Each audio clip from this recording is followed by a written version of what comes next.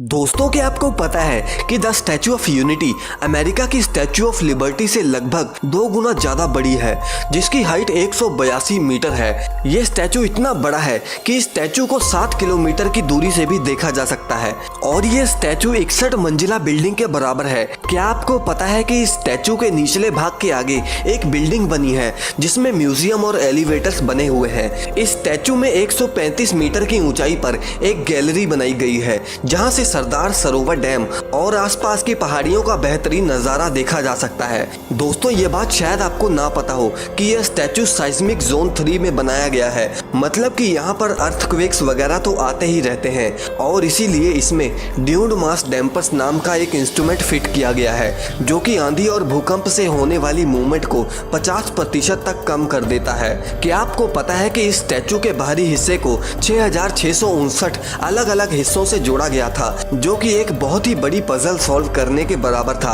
अब आप ये सोच रहे होंगे कि आखिर इतनी खूबियों के बाद भी ये स्टैचू फेल कैसे हो गया। दरअसल दोस्तों, आपकी जानकारी के लिए मैं बता दूं कि इस स्टैचू को 3000 करोड़ रुपयों में तैयार किया गया था, जिसमें सिर्फ स्टैचू की कीमत 1350 करोड़ रुपए है, जो कि 180 मिलियन डॉलर्स के बराबर है। लेकिन आपको कंपैरिजन के लिए मैं बता दूं कि इससे पहले वर्ल्ड का सबसे ऊंचा स्टैचू चाइना के स्प्रिंग टेम्पल में लॉर्ड बुद्धा का स्टैचू था। ये बात आपको हैरान कर देगी कि वो पूरा का पूरा स्टैचू 55 मिलियन डॉलर्स में बनाया गया था और सिर्फ स्टैचू की कीमत की बात करें तो वो थी 18 मिलियन डॉलर्स। अब आप इस कंपैरिजन पर नजर मारिए कि वर्ल्ड का दूसरा सबसे ऊंचा स्टैचू 18 मिलियन डॉलर्स में बना था, लेकिन इस दुनिया का सबसे ऊंचा स्टैचू 180 मिलियन डॉलर्स में बना था, मतलब कि 10 गुना ज्यादा पैसों में। अब कुछ लोगों का ये मानना होगा कि ये सारे पैसे तो रिकवर हो ही जाएंगे जब यहाँ पर टूरिस्ट घूमने फिरने आएंगे, लेकिन official press release statue of unity की तरफ से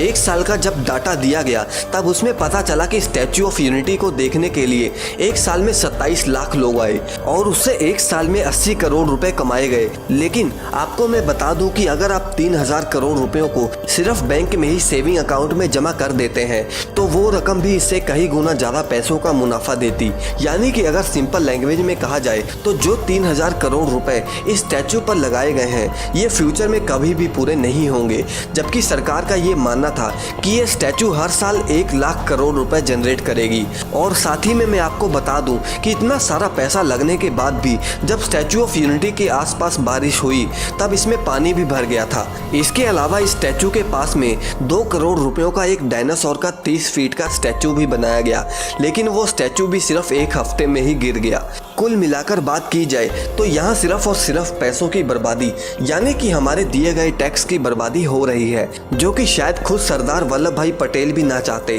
और आपको मैं बता दूं कि इतने पैसों में Sardar Patel memorial, medical college, university, sports park, library, hospital के अलावा भी बहुत कुछ बनाया जा सकता था। अब कई लोगों का ये मानना है कि भले ये स्टैचू पैसों की सेंस में अच्छी रिटर्न ऑफ इन्वेस्टमेंट ना हो, लेकिन ये एक बहुत ही अच्छी टूरिस्ट साइट है जो कि लोगों को नौकरी भी प्रोवाइड कर रही है। लेकिन अगर नौकरी प्रोवाइड करना ही मेन मोटिव होता तो इसे और भी अच्छे सेंस में किया जा सकता था, जैसे कि अगर सरकार स्किल डेवलपमेंट सेंटर खोल लेती तो और भी ज़्यादा लोगों को जॉब्स मिल सकती थी। और साथ ही में आपको ये तो पता ही होगा कि ये सभी टूरिस्ट अट्रैक्शन पिछले 2 सालों से कोरोना काल में बंद ही पड़े हुए हैं, और अगर इसे टूरिस्ट अट्रैक्शन के मोटिव से बनाया गया है तो इतने पैसों में तो और भी काफ़ी शानदार स्टैचू बनाया जा सकता था। जैसे कि आप इस स्टैचू को देखिए, इस स्टैचू को 100 करोड़ रुपयों में बनाया गया है, जो कि एक काफ़ी पॉपुलर टूरिस्ट अट्रैक्शन है। दोस्तों, इसके साथ साथ ये भी कहा जाता है कि इतनी महंगी मूर्ति बनाने के बाद भी इस मूर्ति में दरारें पड़नी शुरू हो गई।